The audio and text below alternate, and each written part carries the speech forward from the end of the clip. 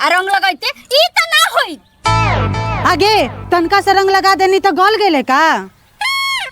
हमरा तो कुछ नहीं है भाई। अगर हमर करियठा देवर हमरा के ई हालत में देख ली ना तो तोहर जवानी के पानी छोड़ा दे।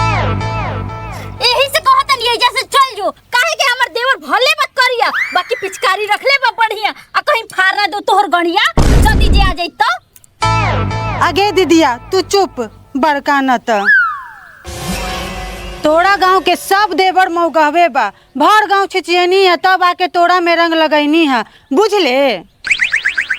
हमरो कौनो शौक नहीं खे कि भर गांव के जीजा के पिचकारी छोड़ के आ तोहार बैलून रंगी। ले आ गई ले, तनी बचिए के रहिए, कहीं देवरा सब अपनी पिचकारी से रंग डाल दी तो 9 महीना के जगह 6 महीना में रौनक आ जाई कुआरे में।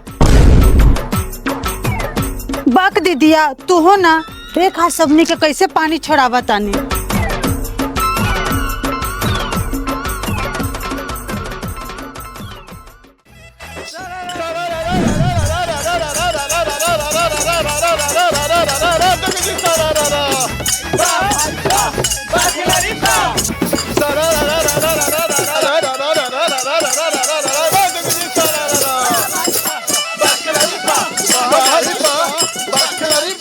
होली में बुढ़वा हो पीके बेहाल, भाई पीके बेहाल, भाई पीके बेहाल। अरे होली में बुढ़वा भाई पीके बेहाल, भाई पीके बेहाल, भाई पीके बेहाल। अभी कसवा के मौसी लागे हमारा माला बोला हाय रे हाय हाय।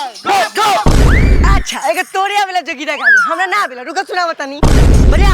सारा रा रा रा रा रा रा रा रा रा रा रा रा रा बात गिरा सारा रा रा बा भाई बा बकलारी बा।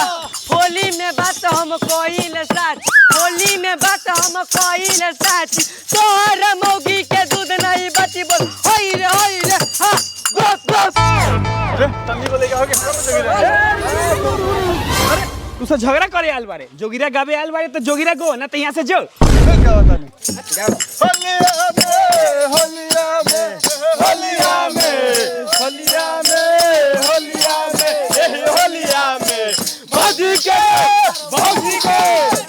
के चली लग होलिया में।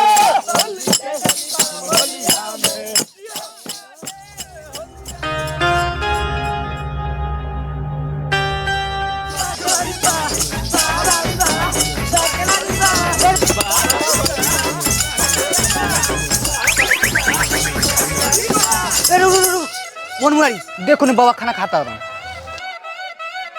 रंग डाल के दूधी फार होली खेलल जाए। हाँ हाँ होली में बुढ़वा जवान थोड़ियो देखल जाला क्या भाई लोग।